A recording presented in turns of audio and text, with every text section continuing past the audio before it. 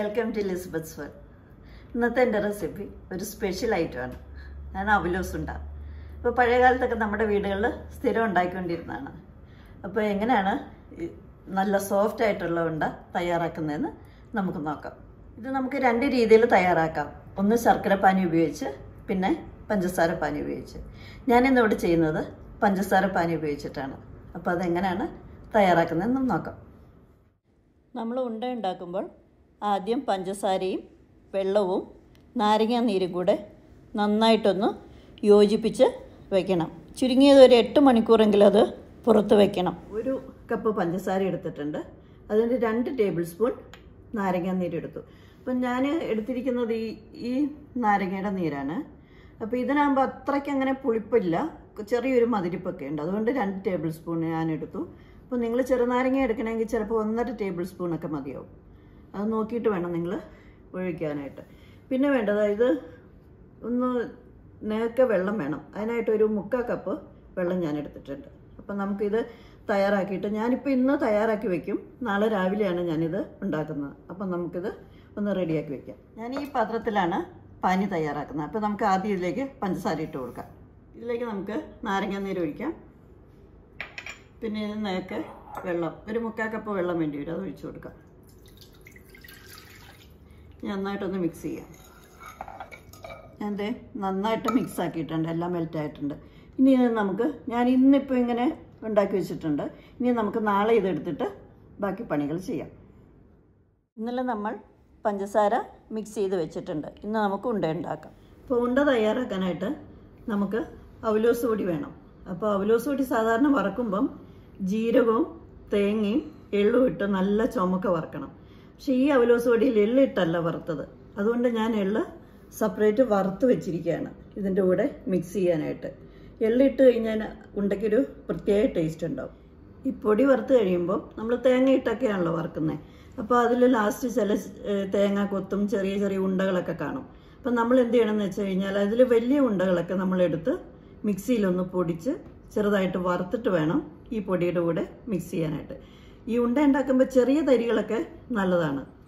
ഈ പൊടിക്കകത്തൊക്കെ ജീരകം ഇടുക എന്ന് പറഞ്ഞാൽ കുറച്ച് ജീരകമൊക്കെ ഇടാവുള്ളൂ കേട്ടോ, ഒത്തിരി ഒന്നും ഇടരുത്. ഞാനിപ്പോൾ ഒരു 2 ടീസ്പൂൺ എള്ള് എടുത്തിട്ടുണ്ട്. ഞാനിതിലേക്ക് ഇടുവാണ്. നമുക്ക് ആദ്യം ഒന്ന് മിക്സ് ചെയ്തെടുക്കാം.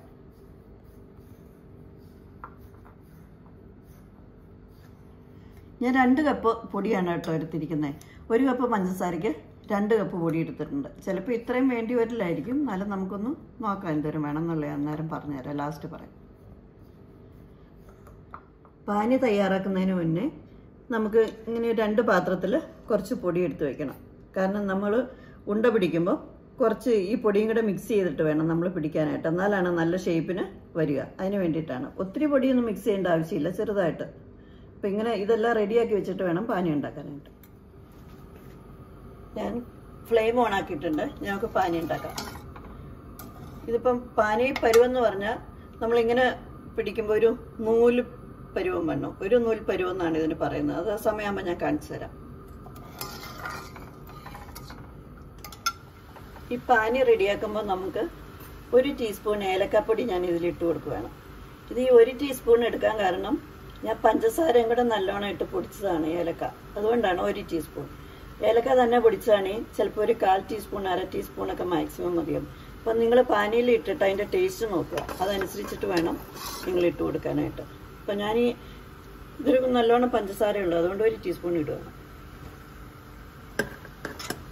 നന്നായിട്ടൊന്ന് മിക്സ് ചെയ്ത്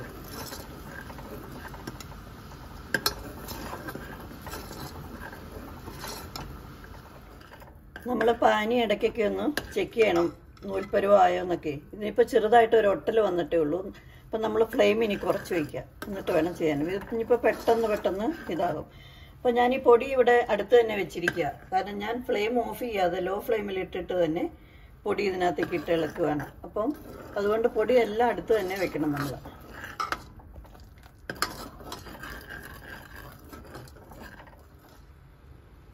ഇത് ചെറുതായിട്ട് നൂലാവുന്നുണ്ട്. നൂൽപ്പരുവായില്ല, ചെറുതായിട്ടൊരു ഇത് വരുന്നു തുടങ്ങി.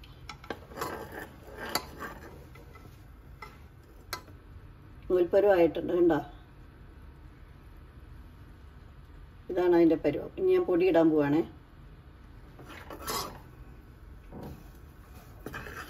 ഞാൻ ലോ ഫ്ലെയിം ഇട്ടിട്ട് തന്നെ പൊടി ഇട്ട് കൊടുക്കുക കേട്ടോ. ഇട്ട് കഴിഞ്ഞിട്ട് കാണിക്കാം എന്തോരം വേണമെന്നുള്ളത് ഞാൻ പിന്നെ കാണിച്ചു.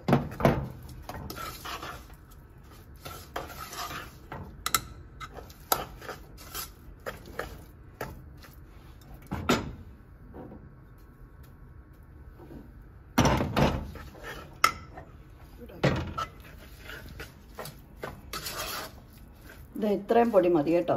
ഇതുണ്ടോ, ഈ ഒരു പരുവത്തിന് വേണം നമ്മളിത് വയ്ക്കാനായിട്ട്. ഇത്രയും പൊടി ഇട്ടാൽ മതി.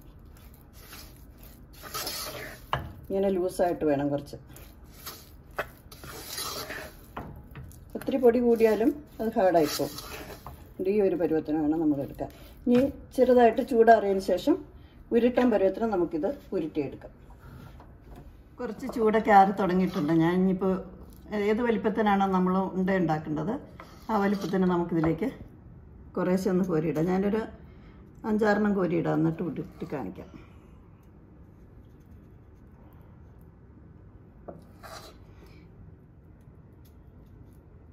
ഓക്കെ, ഇത്ര ഞാൻ ഉരുട്ടിയിട്ട് ബാക്കി ഇട്ട് കാണിച്ചു തരാം. ചെറുതായിട്ട് ചൂടുണ്ട്.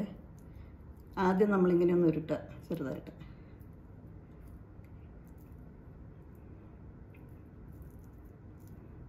ഇങ്ങനെ വയ്ക്കാം. കൈയൊക്കെ ചെറുതായിട്ട് പൊള്ളുന്നുണ്ട്. ചെറിയ പൊടിനിങ്ങനെ പിടിക്കാം. ആദ്യം ഒരു ഷേപ്പ് ചെയ്യുക. നമ്മൾ ഉരുട്ടുമ്പോൾ ഇതിനകത്തേക്ക് ഒത്തിരി പൊടി ചേർക്കരുത് കേട്ടോ. ഇടയ്ക്ക് നമ്മളൊന്ന് കൈയൊന്ന് കഴുകി വൃത്തിയായിട്ട് തുടച്ചെടുത്ത് കഴിഞ്ഞാൽ അത്രയും കയ്യിൽ ഒട്ടുമില്ല കേട്ടോ. ഇനി ഇത് ഞാൻ രണ്ടാമത്തെ ട്രിപ്പ് ഷേപ്പ് ചെയ്യുവാണേ. ഇപ്പോഴത്തെ ഒന്നും കൂടെ എളുപ്പമായിട്ടുണ്ട്. ഇതേപോലെ നമുക്ക് എല്ലാം ഒന്ന് ആക്കി വയ്ക്കാം. എന്നിട്ട് ലാസ്റ്റ് ഒന്നും കൂടെ പൊടി ഇട്ടിട്ട് നമുക്ക് ഒന്നും കൂടെ ഷേപ്പ് ചെയ്തെടുക്കണം. ഇതുപോലെ എല്ലാം എടുക്കാം. നമ്മൾ ശരിക്കും ഇങ്ങനെ ഇതെടുത്തിട്ട് ഈ കയ്യിലിട്ട് ഇത് ഇങ്ങനെ കാണിച്ചാൽ മതി, തന്നെ ഷേപ്പായിട്ട് വരും കേട്ടോ. ഇതുപോലെ കാണിച്ചുകൊണ്ടോ കുറച്ച് നേരം ഇങ്ങനെ ആക്കിയപ്പോൾ നല്ല റൗണ്ടിൽ വന്നുകൊണ്ടോ നല്ല ബോൾ ഷേപ്പിൽ വരും. ഇങ്ങനെ കാണിച്ചാൽ നമ്മളിങ്ങനെ ഉരുട്ടുമ്പം കയ്യിൽ ഒട്ടുന്നുണ്ടെങ്കിൽ കുറച്ച് പൊടി ഇങ്ങനെ ഒന്ന് ഇട്ട് കൊടുത്താൽ മതിയേ. എന്നിട്ട് ഇങ്ങനെ റൗണ്ട് ചെയ്യുക. നല്ല ഷേപ്പിന് വരും. കണ്ടോ? ഇനി നമുക്ക് ഫൈനൽ ഷേപ്പ് ചെയ്താണ്. കണ്ടോ, ഇച്ചിരി പൊടിയൊക്കെ ഇങ്ങനെ ഇട്ടിട്ട് ഇങ്ങനെ കാണിക്കാം.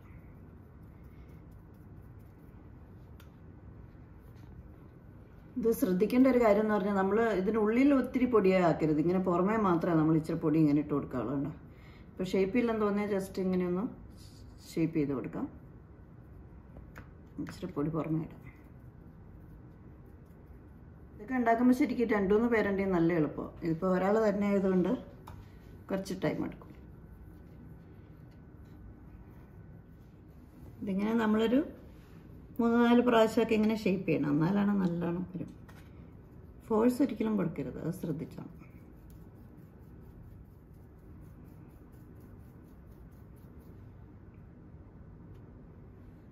അവലോസ് ഉണ്ട ഇവിടെ റെഡി ആയിട്ടുണ്ട്.